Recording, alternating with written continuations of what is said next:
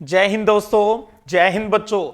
Geography के अंदर अपने बोर्ड परीक्षा के लिहाज से इंपॉर्टेंट एमसीक्यू प्रश्नों की सीरीज चल रही है और उसके छठे पार्ट में आज हम आपकी सेकंड बुक के पहले दो चैप्टर का एक बार दोबारा रिवीजन है वो कर लेते हैं। जनसंख्या वाला और मानव बस्तियों वाला जो चैप्टर है, फटाफट इन प्रश्नों को तैयार करेंगे। ये प्रश्न हमें एबेसेद, रिक्त स्थान और वन लाइनर सभी में हेल्पफुल होने वाले हैं। तो चलिए स्टार्ट करते हैं, फटाफट करेंगे।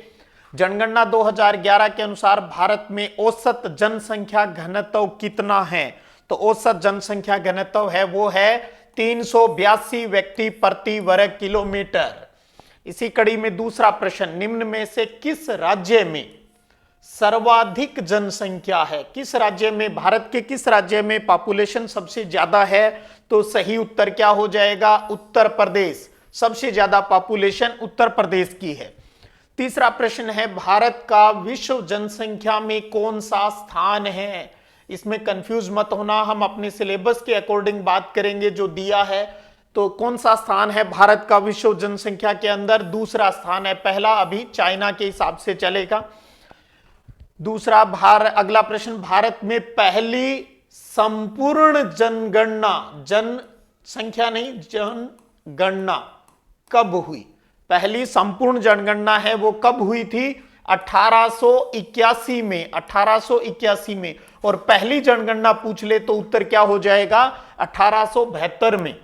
अगला प्रश्न, सर्वाधिक जनसंख्या घनत्व डेंसिटी वाला राज्य कौन सा है? इनमें से सबसे ज्यादा डेंसिटी है वो किस राज्य की है? तो सर्वाधिक जनसंख्या घनत्व वाला है बिहार है जी। बिहार में सबसे ज्यादा डेंसिटी है। न्यूनतम जनसंख्या, मिनिमम पॉपुलेशन डेंसिटी वाला राज्य कौन सा है? सोचने की ही जरूरत नहीं है, वो है एपी, अरुणाचल प्रदेश। पहला ही ऑप्शन सही हो गया। हम फटाफट प्रश्नों को रिवाइज कर रहे हैं। भारत में जनसंख्या वृद्धि के घटक हैं, यानी जनसंख्या वृद्धि को प्रभावित करने वाले कारक कौन से हैं? इनमें से जन्म या जन्म दर भी होता है, मृत्यु दर भी होता है, प्रवास भी। तो इसका मतलब उत्तर क्या हो गया? उपर्युक्त सभी। ये तीनों ही जनसंख्या परिवर्तन के घटक हैं। अगला प्रश्न, भारत की दशकीय यानी 2001 से 2011 10 सालों के अंदर दशकीय जनसंख्या वृद्धि दर कितनी रही है? तो क्या है सही उत्तर? दशकीय वृद्धि दर कितनी रही है? 17.64%। प्रोविजनल डाटा के अनुसार 17.64%। अगला प्रश्न, भारत में सर्वाधिक दशकीय वृद्धि दर वाला जनगणना वर्ष कौन सा है? बहुत प्यारा प्रश्न, टेबल में से लिया गया प्रश्न है। दशकीय वृद्धि दर वाला सबसे अधिक दशकीय वृद्धि दर किस जनगणना वर्ष के अंतर्गत हुई थी? तो वो है 1971 के अंदर। 1971 के अंदर। और कितनी हुई थी? 24.80। सबसे ज्यादा अब तक 24.80% सबसे ज्यादा हुई है। चलिए अगले प्रश्न पर बात करते हैं। किस अवधि में, टाइम पीरियड में भारत में ऋणात्मक, ध्यान दीजिए बहुत प्यारा प्रश्न, नेगेटिव जनसंख्या वृद्धि दर दर्ज की गई? किन दशक के अंतर्गत ऋणात्मक जनसंख्या वृद्धि दर है वो दर्ज की गई? तो सही उत्तर क्या होगा? और वो है बिल्कुल 1911 से 1921। तो 1921 वाली जो जनगणना हुई उसमें पता चला भैया माइनस में आ गए हैं, माइनस के अंदर आ गई है जनसंख्या।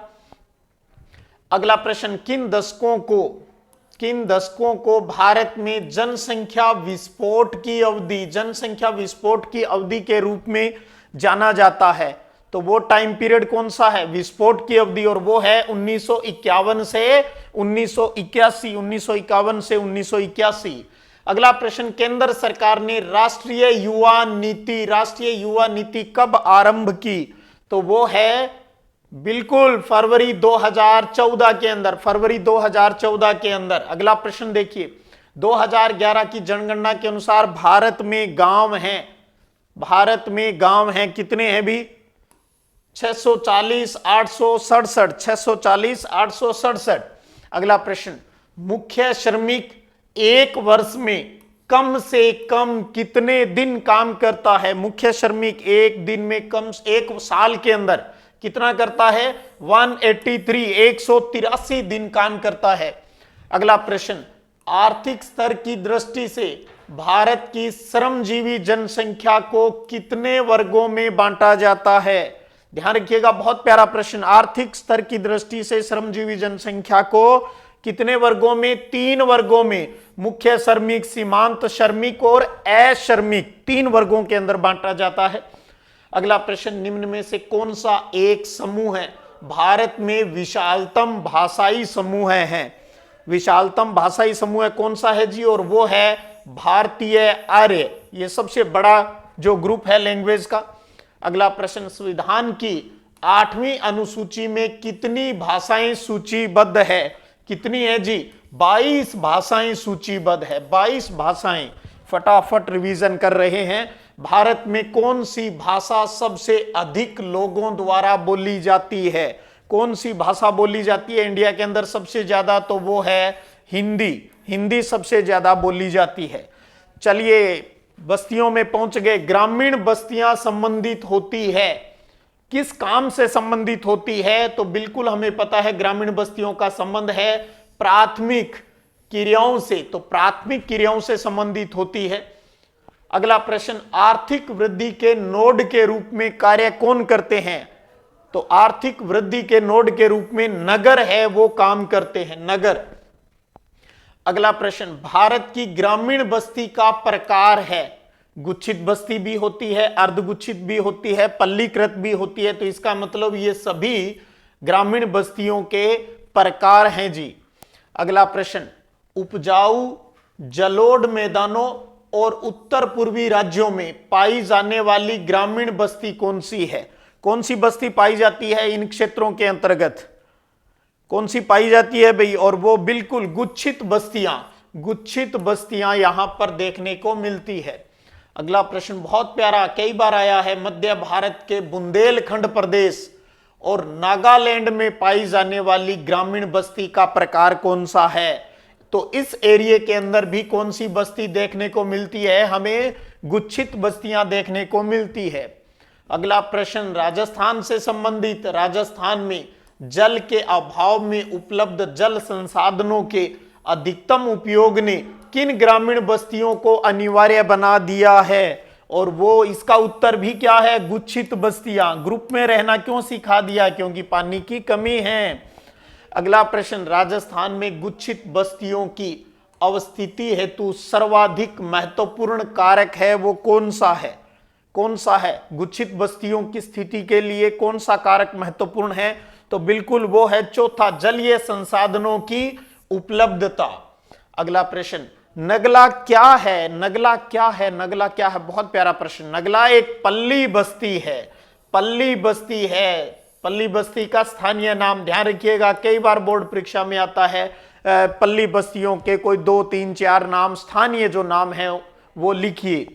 अगला प्रश्न, ढाणी किस प्रकार की बस्ती है? नगला के बाद ढाणी आ गई तो सीधा सा उत्तर हो गया अपनी पल्ली बस्तियां। तो नगला, ढाणी, ये सब पल्ली बस्तियों के उदाहरण है, स्थानीय नाम है।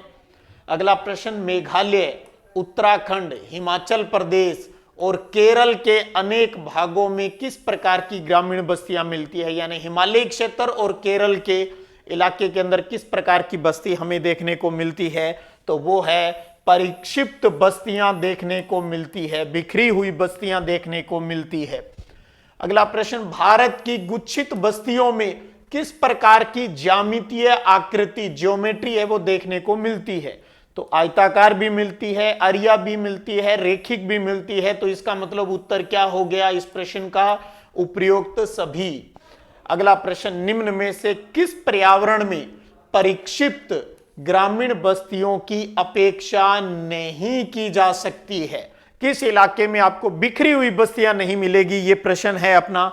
और वो इन दिए गए ऑप्शन में से बात करें तो वो है गंगा का जलोढ़ मैदान। यहां पर आपको गुच्छित बस्तियां ही देखने को मिलती है। अगला प्रश्न, निम्न में से कौन सा नगर नदी तट पर अवस्थित नहीं है? तो कौन सा नदी तट पर स्थित नहीं है जी? आगरा, पटना, कोलकाता, भोपाल। भोपाल मिल गया जी, भोपाल। भोपाल नदी तट पर नहीं है। अगला प्रश्न, निम्न में से प्राचीन नगर का उदाहरण है, प्राचीन नगर का उदाहरण कौन सा है इनमें से? प्रयाग, पाटलिपुत्र, मदुरई, ये सब क्या हैं? प्राचीन नगरों के उदाहरण हैं, प्राचीन नगरों के। तो चौथा ऑप्शन सही हो गया। अगला प्रश्न, निम्न में से मध्यकालीन नगर, बहुत प्यारा प्रश्न, मध्यकालीन नगर का उदाहरण क्या हो सकता है? दिल्ली भी है, हैदराबाद भी है, जयपुर भी है, लखनऊ भी है, आगरा भी है, नागपुर भी है। तो उत्तर क्या हो गया जी? उपरोक्त सभी। तो ये सभी मध्यकालीन नगर के उदाहरण हैं इंडिया में। अगला प्रश्न, अंग्रेजों ने भारत के तटीय स्थानों पर सबसे पहले कौन सा व्यापारिक पत्तन बंदरगाह है वो विकसित किया था? तो कौन सा विकसित किया था? सूरत, दमन, गोवा, ये सभी विकसित किए थे स्टार्टिंग में। तो इसलिए उत्तर भी क्या हो जाएगा?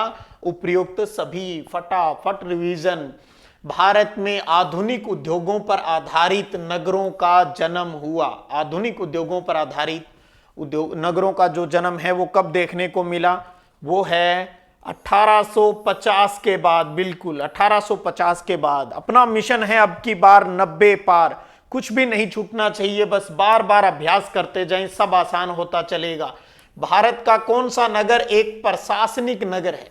प्रशासनिक नगर कौन सा होता है? देश या राज्यों की जो राजधानियां हैं वो प्रशासनिक नगर में आती है। तो क्या हो जाएंगे? चंडीगढ़, दिल्ली, गांधीनगर, जयपुर, भुवनेश्वर, भोपाल, ये किसी न किसी राज्य की राजधानियां हैं। तो इसलिए चौथा ऑप्शन बिल्कुल सही। ये सभी उदाहरण प्रशासनिक नगर के हैं। अगला प्रश्न, भारत के किस क्षेत्र में पल्ली बस्तियां हैं वो बहुतायत में पाई जाती है, ज्यादा देखने को हमें मिलती है? तो पल्ली बस्तियां आपको इन दिए गए ऑप्शन में से क्या हो जाएगा सही? बिल्कुल पहला ये ऑप्शन, हिमालय की निचली घाटियों में हमें ये ज्यादा देखने को मिलती है। अगला प्रश्न, प्रकार्य यानी काम, फंक्शन की दृष्टि से कौन सा नगर शैक्षिक नगर में शामिल नहीं है? गौर कीजिएगा, नहीं है पूछा है। पिलानी, वाराणसी, प्रयागराज, सेलम, कौन सा नहीं है? पिलानी, वाराणसी, प्रयागराज है, लेकिन क्या नहीं है? सेलम, सलेम नहीं है। ये औद्योगिक के अंतर्गत आता है। अगला प्रश्न, निम्न में से कौन सा नगर गैरीसन या छावनी नगर के रूप में विकसित हुआ है? तो कौन सा है छावनी नगर के रूप में? तो अंबाला का नाम भी आता है, जालंधर का भी आता है, गैरीसन में उधमपुर का ही आता है। तो इसलिए उत्तर क्या हो गया? उपरोक्त सभी। आपको पता है कई बार 1-1.5 नंबर वालों में भी पूछ लेते हैं, गैरीसन नगरों के 3 उदाहरण दीजिए। अगला प्रश्न, निम्न में से कौन सा नगर परिवहन नगर के रूप में विकसित हुआ है, ट्रांसपोर्ट के रूप में डेवलप हुआ है? कांडला, कोच्चि, मुगल सराय और उपरोक्त सभी, ये सभी परिवहन नगरों के उदाहरण हैं। तो उत्तर क्या हो जाएगा अपना?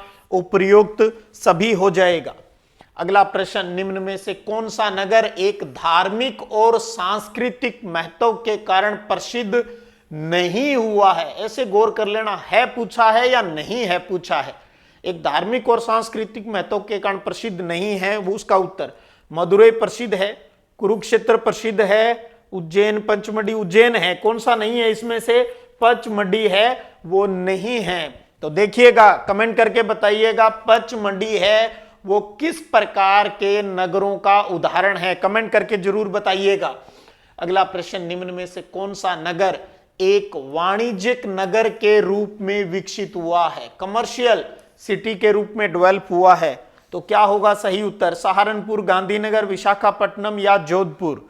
तो सही उत्तर है वो है सहारनपुर, सहारनपुर। अगला प्रश्न है जी, किस योजना का उद्देश्य एक ऐसे सघन क्षेत्र पर ध्यान केंद्रित करना है जो अन्य शहरों के लिए लाइट हाउस का काम है वो करे?